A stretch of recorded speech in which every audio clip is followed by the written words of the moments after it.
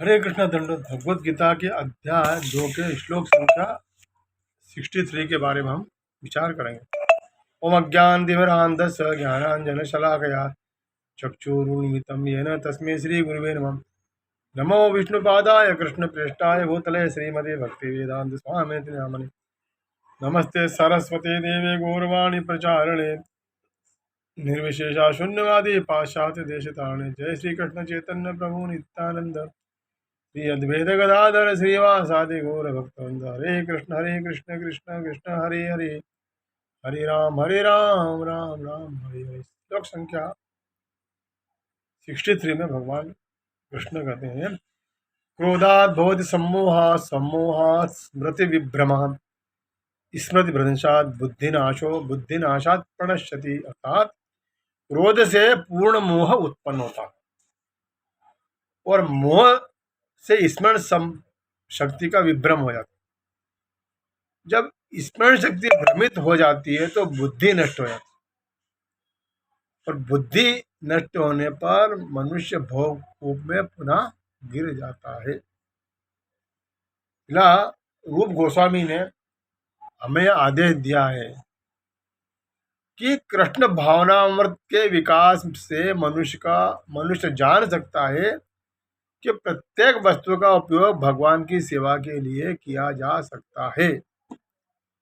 जो कृष्ण भावनामृत के ज्ञान से रहित है वे कृत्रिम ढंग से भौतिक विषयों से बचने का प्रयास करते हैं। फलता वे भवबंधन से मोक्ष की कामना करते हुए भी वैराग्य की चरम अवस्था को प्राप्त नहीं कर पाते। उनका तथाकथित वैराग्य फल्गु वैराग्य अर्थात गौण कहलाता है। इसके विपरीत कृष्ण कॉन्शियस व्यक्ति जानता है कि प्रत्येक वस्तु का उपयोग भगवान की सेवा में किस प्रकार किया जाए। फलता वह भौतिक चेतना का शिकार नहीं होता। उदाहरणार्थ, निर्विशेषवादियों के अनुसार भगवान निराकार होने के कारण भोजन नहीं कर सकते, अतः वह अच्छा खाने से बचता रहता है। किंतु भक्त जानता है कि कृष्ण परम भोक्ता है और भक्ति पूर्वक उन पर जो भी भेंट चढ़ाई जाती है उसे वे प्राप्त करते हैं। पत्रम पुष्पम फलम तो।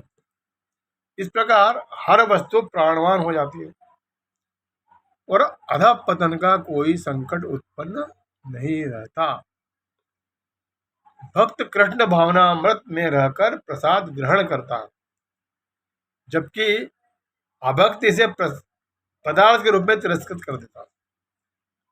अतः निर्विशेषवादी अपने कृत्रिम त्याग के कारण जीवन को भोग नहीं पाता और यही कारण है कि मन के घोड़े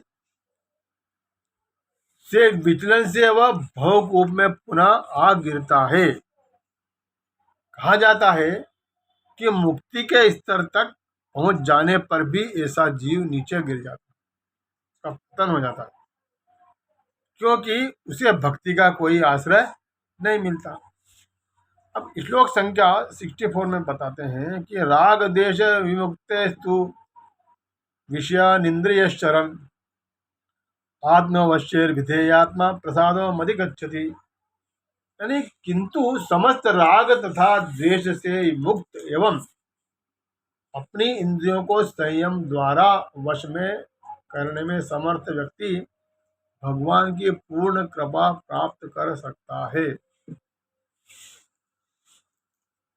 कृत्रिम विधि से इंद्रियों पर बाह्य रूप से नियंत्रण किया जा सकता है, किंतु जब तक इंद्रियां भगवान की दिव्य सेवा में नहीं लगाई जाती तब तक नीचे गिरने की संभावना बनी रहती है। यद्यपि पूर्णतया कृष्णा कॉन्शियस व्यक्ति ऊपर से विषय स्तर पर क्यों न दिखे, किंतु कृष्ण कॉन्शियस होने से वह विषय कर्मों में आसक्त नहीं होता। उसका एकमात्र उद्देश्य तो भगवान कृष्ण को प्रसन्न करना होता है, अन्य कुछ नहीं। अतः वह समस्त आसक्ति तथा विरक्ति से मुक्त होता है। कृष्ण की इच्छा होने पर भक्त सामान्यतः अवांछित कार्य भी कर सकता है, किंतु यदि कृष्ण की इच्छा नहीं है तो उस कार्य को नहीं करेगा जिसे वह सामान्य रूप से अपने लिए करता हो। अतः कर्म करना या न करना उसके वश में रहता है, क्योंकि वह केवल भगवान कृष्ण के निर्देशानुसार ही कार्य करता है। यही चेतना भगवान की अहेतु कृपा है, अहेतु की कृपा है, जिसकी प्राप्ति भक्त को इंद्रियों में आसक्त होते हुए भी हो सकती है। सब कुछ भगवान की इच्छा से होता है। अगले श्लोक में कहा गया है 65 में, प्रसादे सर्व दुखानाम हानिरस्योपजायते प्रसन्न चेतसो याशु बुद्धिर पर्यवतिष्ठति।